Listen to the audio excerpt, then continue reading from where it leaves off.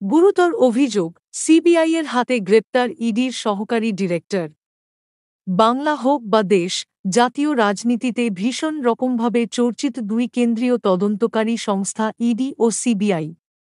দুর্নীতির মামলায় একে অপরের সহায়ক এই দুই এজেন্সি জোড়া তালায় বন্দী করে অভিযুক্তকে।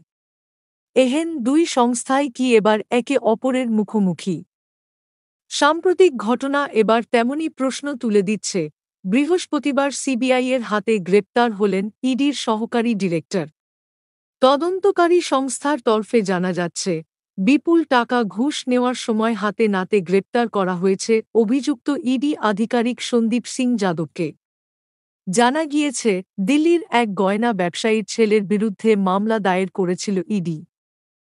সেই মামলায় অভিযুক্ত ছেলেকে বাঁচাতে ব্যবসায়ীর থেকে ঘুষ চান ওই আধিকারিক। অভিযোগ, ওই ব্যবসায়ীর কাছ থেকে প্রায় ২০ লক্ষ টাকা ঘুষ চেয়েছিলেন অভিযুক্ত আধিকারিক। এই ঘুষের ঘটনায় অভিযোগ দায়ের হয় সিবিআইয়ের কাছে। এরপরই অভিযুক্ত আধিকারিককে পাকড়াও করতে কোমর বেঁধে মাঠে নামেন সিবিআই কর্তারা।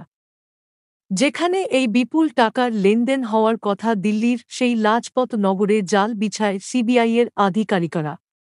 ঘুষ নেওয়ার সময় হাতে নাতে গ্রেপ্তার করা হয় অভিযুক্ত আধিকারিককে। তবে কেন্দ্রীয় এজেন্সির এহেন ঘুষকাণ্ডের ঘটনা এই প্রথমবার নয়।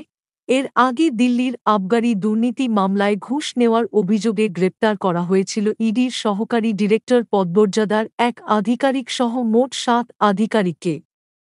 অভিযোগ ছিল, এক ব্যবসায়ীর কাছ থেকে ৫ কোটি টাকা ঘুষ নিয়েছিলেন তাঁরা। দেশজুড়ে একের পর এক ব্যাপক দুর্নীতির তদন্ত করছে ইডি। এহেন কেন্দ্রীয় এজেন্সির অন্দরে বারবার ঘুষকাণ্ডের ঘটনা প্রকাশ্যে আসায় স্বাভাবিকভাবেই প্রশ্ন উঠতে শুরু করেছে। ইডি ও সিবিআই যে মোদি সরকারের রাজনৈতিক অস্ত্র, সে অভিযোগ আগেই তুলেছিল বিরোধী শিবির। এরই মাঝে একের পর এক ঘুষকাণ্ড প্রকাশ্যে আসায় প্রশ্নের মুখে ইডির দুর্নীতি তদন্তের নিরপেক্ষতা।